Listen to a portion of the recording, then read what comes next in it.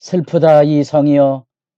전에는 사람들이 많더니 이제는 어찌 그리 적막하게 앉았는고. 전에는 열국 중에 크던 자가 이제는 과부같이 되었고, 전에는 열방 중에 공주였던 자가 이제는 강제 노동을 하는 자가 되었도다. 밤에는 슬피우니 눈물이 뺨에 흐르며 사랑하던 자들 중에 그에게 위로하는 자가 없고 친구들도 다 배반하여 원수들이 되었도다.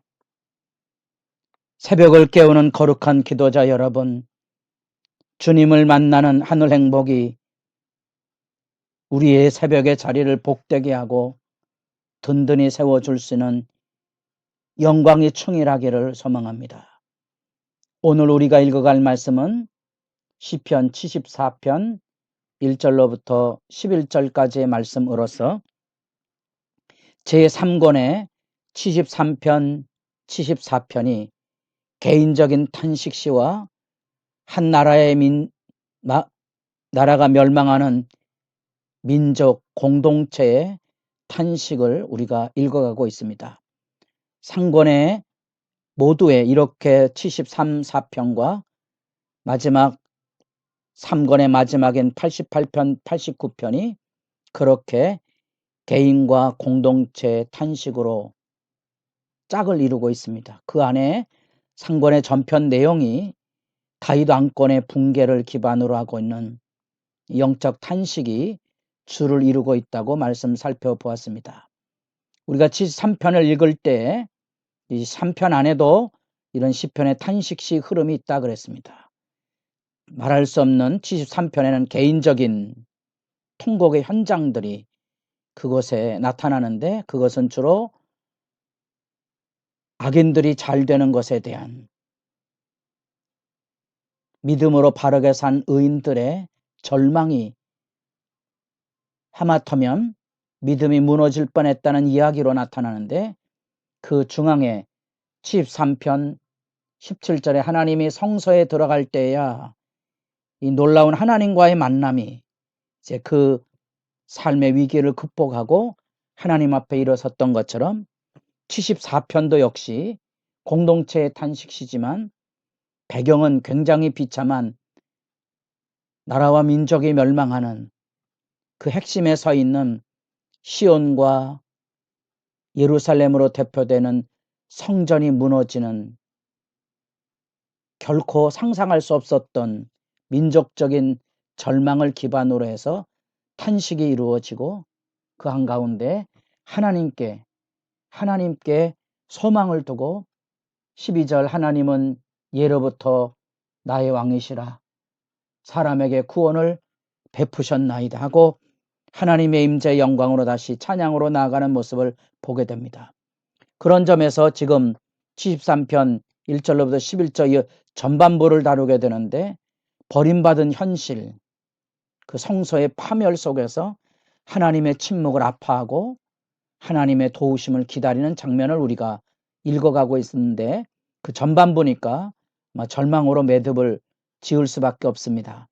그래서 시편을 절반으로 잘라 읽으면 하나님 앞에 기도의 시간을 충분히 가지기가 어렵죠. 유념하시고 이것이 전반부 그 침묵과 영광으로 넘어가야 된다는 사실을 기억하시고 우리의 기도의 마지막에 이 하나님의 도우심에 대한 은총과 승리의 감격이 여러분의 기도 안에 살아있기를 바랍니다. 우리가 읽은 74편 1절로부터 11절은 현재 이스라엘 백성이 마주하고 선 참상의 그런 모습입니다. 예루살렘이 이방 세력에 인해서 더럽혀지는 처참한 장면, 아마도 BC 586년 7년을 기점으로 한 바벨론의 느부갓네살 왕으로 인하여 무너졌던 구약의 슬픈 장면들을 여러분들이 예상해 보시면 그 시대, 이 74편에 나타난 내용을 그 시대 배경 속에서 볼 수 있습니다. 그 이해하기 어려웠던, 선지자들 통하여 예고는 되었지만 받아들이기 어려웠던 참상이 눈앞에 펼쳐지자 느끼는 절망감이 1절에 나타났습니다.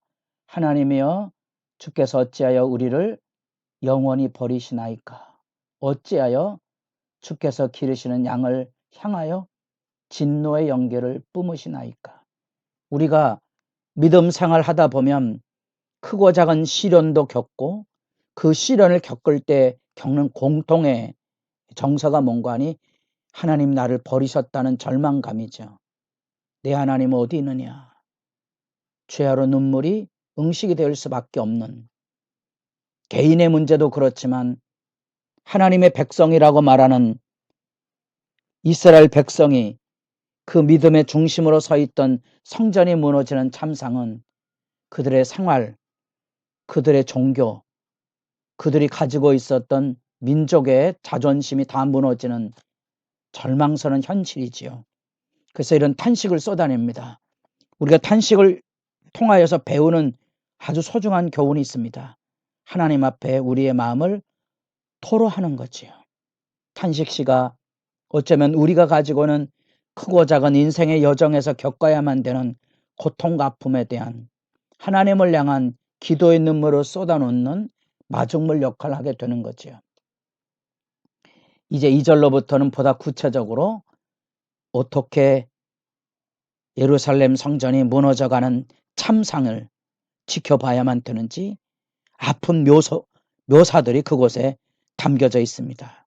파괴와 약탈이 이루어지고 이방의 더러운 세력들이 자기 깃발을 꽂고 큰 소리로 아우성치는, 결코 눈으로 볼 수 없는, 그래서 하나님의 성전의 소중한 것들을 마치 나무꾼들이 나무를 베는 벌목꾼처럼 다 깨부시고 약탈을 해가는 폭력과 야만의 실제를 눈앞에 여기 생생하게 그려주고 있습니다.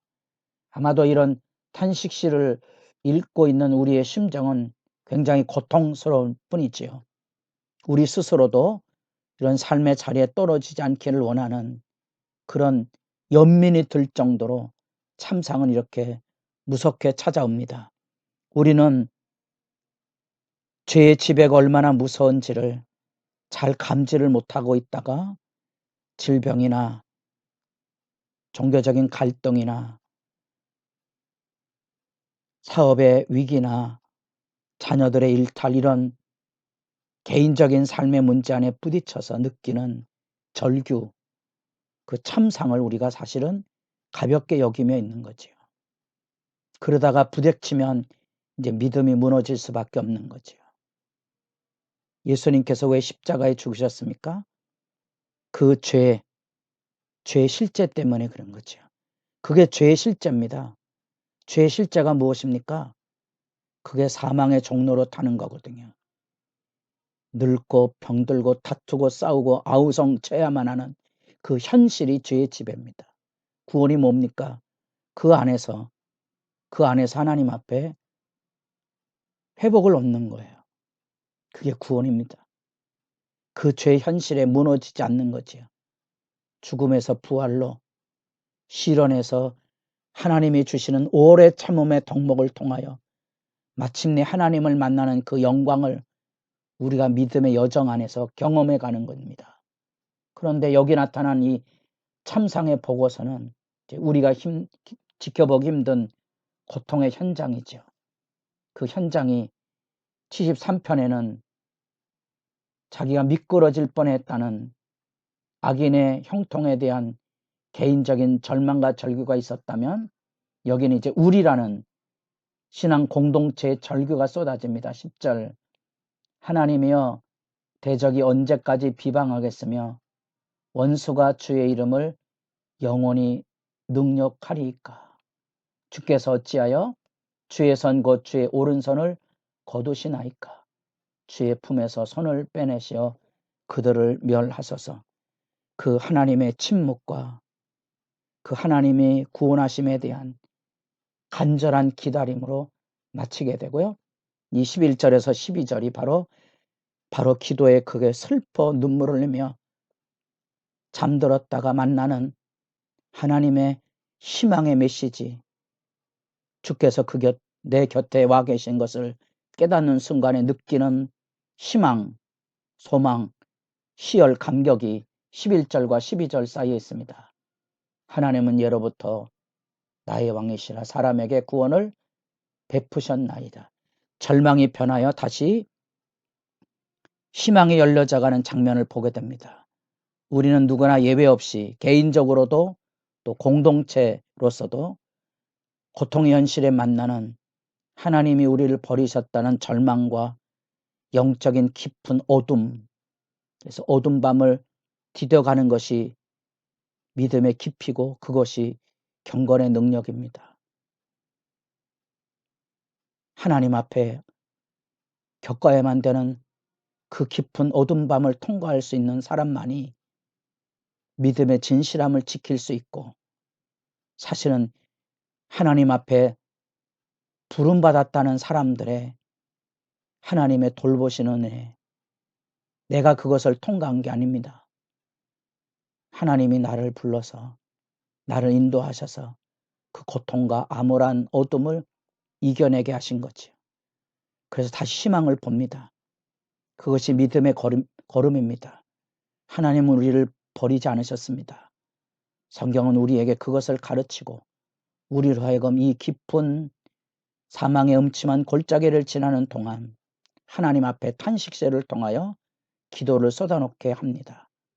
우리가 만나는 악의 현실은 그 악의 아우성과 그 파괴적인 장면으로 인하여 넋을 잃게 만드는 그런 장면들을 우리가 읽어가고 있습니다. 고통스럽지만 우리는 그런 과정들을 겪어가는데 그 원수들의 조롱 앞에 하나님이 침묵하고 계신다는 사실, 이것을 견뎌갈 수 있는 그런 마음의 준비들, 우리의 표적은 보이지 아니하며 선지자도 더 이상 없으며 이런 일이 얼마나 오래일는지 우리 중에 아는 자도 없나이다. 마치 우리가 십자가를 통하여 하나님을 만나는데 십자가에 예수 그리스도의 음성이 들려옵니다. 하나님이여 하나님이여 어찌하여 나를 버리셨나이까. 여러분의 기도가 탄식으로 쏟아져 주님을 만나는 영광의 임재가 이를 때까지 기도의 시간이 깊어지기를 바랍니다.